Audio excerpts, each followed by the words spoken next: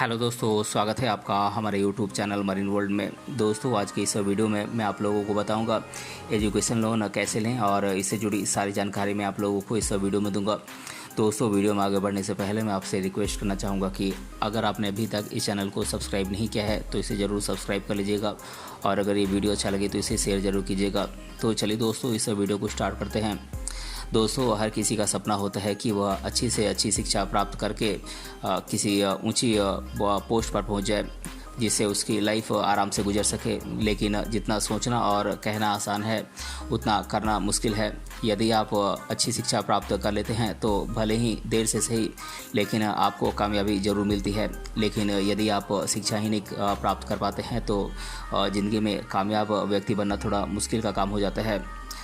दोस्तों, साधारण शिक्षा प्राप्त करने में कोई कठिनाई नहीं आती है, लेकिन हायर एजुकेशन हासिल करना कई मिडिल क्लास स्टूडेंट के लिए थोड़ा मुश्किल का काम हो जाता है, क्योंकि हायर एजुकेशन हासिल करने के लिए केवल आपकी मेहनत ही नहीं बल्कि पैसे की भी ज़रूरत पड़ती है। दोस्तों, पैसे ना होने के कारण बहुत से स्टूडेंट अपने सपनों को पूरा नहीं कर पाते हैं, लेकिन अब भारत सरकार ऐसे प्रतिभावान छात्रों की मदद के लिए आगे आई है और कई ऐसी योजनाओं का संचालन कर रही है जिससे स्टूडेंट को उच्च शिक्षा प्राप्त करने में पैसे को लेकर कोई परेशानी नहीं आएगी, क्योंकि भारत सरकार और ऐसी कई बैंकें हैं जो स्टूडेंट्स के सपने को पूरा करने के लिए एजुकेशन लोन उपलब्ध कराते हैं। दोस्तों, कोई भी स्टूडेंट एजुकेशन लोन प्राप्त करके अपनी शिक्षा को हासिल कर सकता है और अपने सपने को पूरा कर सकता है, लेकिन एजुकेशन लोन प्राप्त करना भी इतना आसान काम नहीं है। दोस्तों, आज हम आपको यहाँ इस वीडियो में एजुकेशन लोन कैसे आप प्राप्त कर सकते हैं, इसके लिए आपको क्या क्या करना पड़ेगा, उसकी पूरी जानकारी देने जा रहे हैं, जिसका उपयोग करके आप आसानी से एजुकेशन लोन प्राप्त कर सकते हैं। दोस्तों, एजुकेशन लोन प्राप्त करने के बारे में जानने से पहले हमें ये जानना बेहद ज़रूरी है कि स्टूडेंट लोन क्या है।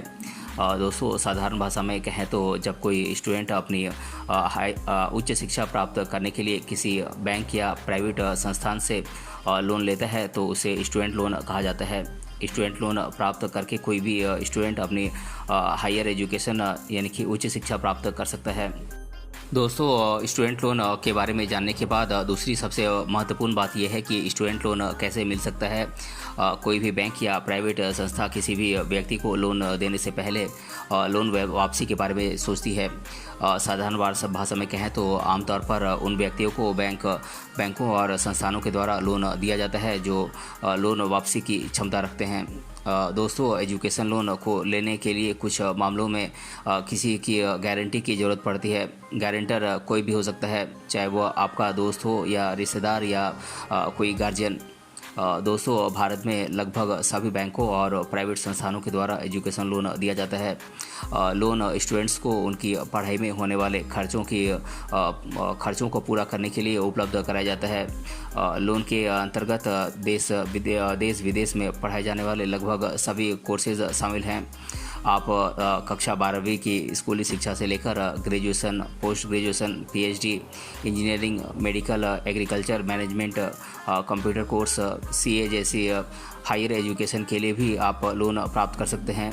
जिसके अलावा यदि आप विदेशों में पढ़ाई करना चाहते हैं तो आप इसके लिए भी प्राइवेट इंस्टीट्यूशन और बैंकों से एजुकेशन लोन आप प्राप्त कर सकते हैं। दोस्तों, एजुकेशन लोन के लिए अप्लाई करते समय आपको कुछ डॉक्यूमेंट्स की ज़रूरत पड़ेगी, जैसे कि आपके एज प्रूफ की ज़रूरत पड़ेगी, आपके पासपोर्ट साइज़ फ़ोटोग्राफ्स की ज़रूरत पड़ेगी, आपके 10th 12th के मार्कशीट की ज़रूरत पड़ेगी और इसके अलावा आपके बैंक पासबुक की ज़रूरत पड़ेगी, आपकी आईडी प्रूफ और एड्रेस प्रूफ की भी ज़रूरत पड़ेगी और आप किस कोर्स के लिए ये एजुकेशन लोन ले रहे हैं उस कोर्स की डिटेल की भी ज़रूरत पड़ेगी और आपके पेरेंट्स के पैन कार्ड और आधार कार्ड की ज़रूरत पड़ेगी और आपके पेरेंट्स की इनकम प्रूफ की भी ज़रूरत पड़ेगी। दोस्तों, इन डॉक्यूमेंट्स की आवश्यकता आपको एजुकेशन लोन लेते समय आपको ज़रूरत पड़ेगी और इन डॉक्यूमेंट्स के अलावा भी अन्य डॉक्यूमेंट्स की भी ज़रूरत पड़ सकती है, क्योंकि हर बैंक और संस्था के अपने कुछ अलग नियम और शर्तें होती हैं। दोस्तों, भारत में एजुकेशन लोन को 4 प्रकारों में डिवाइड किया गया है। पहला है अंडर ग्रेजुएट लोन और दूसरा है कैरियर एजुकेशन लोन तीसरा है प्रोफेशनल ग्रेजुएट स्टूडेंट लोन और चौथा है पेरेंट्स लोन। दोस्तों बात करें पहले प्रकार की यानी कि अंडर ग्रेजुएट लोन की, तो जैसा कि आप नाम से ही समझ चुके होंगे कि इस तरह के लोन अंडर ग्रेजुएट लोन होते हैं।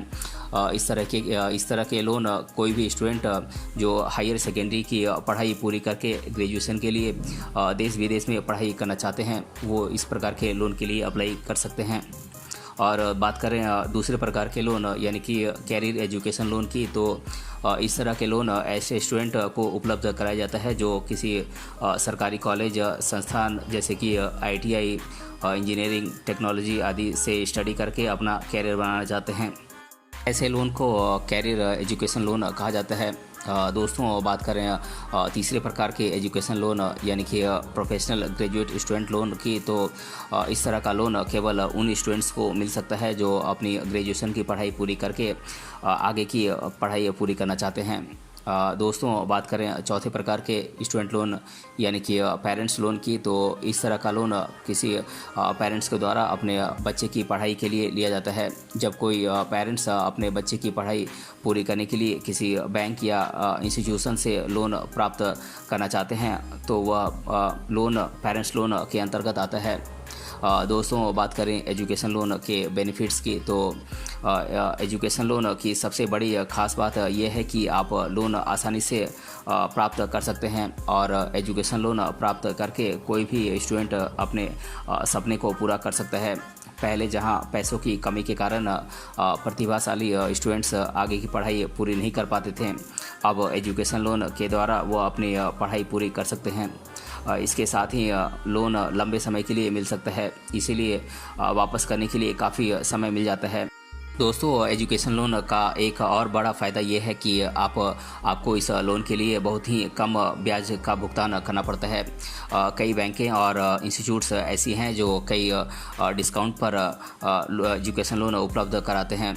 दोस्तों एजुकेशन लोन लेने से पहले आपको उस बैंक और संस्था के बारे में पूरी जानकारी प्राप्त कर लेनी चाहिए और साथ ही उनके नियम और शर्तों को भी आपको सावधानीपूर्वक अच्छे से पढ़ लेना चाहिए। इसके साथ ही आपको हम ये सलाह देंगे कि आपको अपनी ज़रूरत के हिसाब से ही एजुकेशन लोन लेना चाहिए।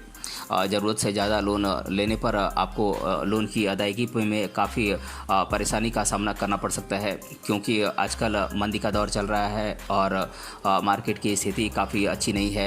इसीलिए एजुकेशन लोन प्राप्त करते समय इस तरह की लोन अदायगी के बारे में भी पूरी प्लानिंग कर लेना चाहिए ताकि बाद में किसी परेशानी का सामना न करना पड़े। दोस्तों आमतौर पर बैंकों और इंस्टीट्यूट्स के द्वारा प्रदान किए जाने वाले एजुकेशन लोन पर अन्य लोन की तुलना में काफ़ी कम ब्याज दर होती है। इसके साथ ही कुछ बैंकें लड़कियों के लिए ब्याज दर में काफ़ी डिस्काउंट भी देती हैं। इसीलिए लोन प्राप्त करते समय बैंकों द्वारा एजुकेशन लोन पर लगाए जा रहे ब्याज दर के बारे में पूरी जानकारी प्राप्त कर लेनी चाहिए। दोस्तों आजकल लगभग सभी बैंकों में लोन प्रोसेसिंग फ़ी ली जाती है, जो कि लोन प्राप्त करने वाले एप्लीकेंट को ही देनी पड़ती है। लेकिन जब बात एजुकेशन लोन की आती है तो एजुकेशन लोन के मामले में कोई भी प्रोसेसिंग फ़ी नहीं ली जाती है। यदि आपसे कोई बैंक प्रोसेसिंग फ़ी की मांग कर रहा है तो उसके बारे में आप शिकायत भी कर सकते हैं। दोस्तों आमतौर पर सभी बैंकों द्वारा किसी भी लोन देते समय किसी गारंटी या सिक्योरिटी की मांग की जाती है। लेकिन यदि हम बात एजुकेशन लोन की करें तो एजुकेशन लोन में लगभग 4 लाख रुपए तक किसी गारंटर या सिक्योरिटी की ज़रूरत नहीं पड़ती है। लेकिन यदि आप इससे अधिक का लोन प्राप्त करना चाहते हैं तो बैंक के नियमों के अनुसार आपको सिक्योरिटी या गारंटर की ज़रूरत पड़ सकती है। दोस्तों बात करें एजुकेशन लोन कैसे प्राप्त करें तो सबसे पहले आपको बैंक या संस्था का चयन करना होगा जहां से आप एजुकेशन लोन प्राप्त करना चाहते हैं। उसके बाद आपको उस बैंक में जाकर एजुकेशन लोन के बारे में पूरी जानकारी प्राप्त करनी होगी और फिर बैंक के द्वारा बताए गए सभी प्रोसेस को फॉलो करते हुए आप एजुकेशन लोन के लिए अप्लाई कर सकते हैं।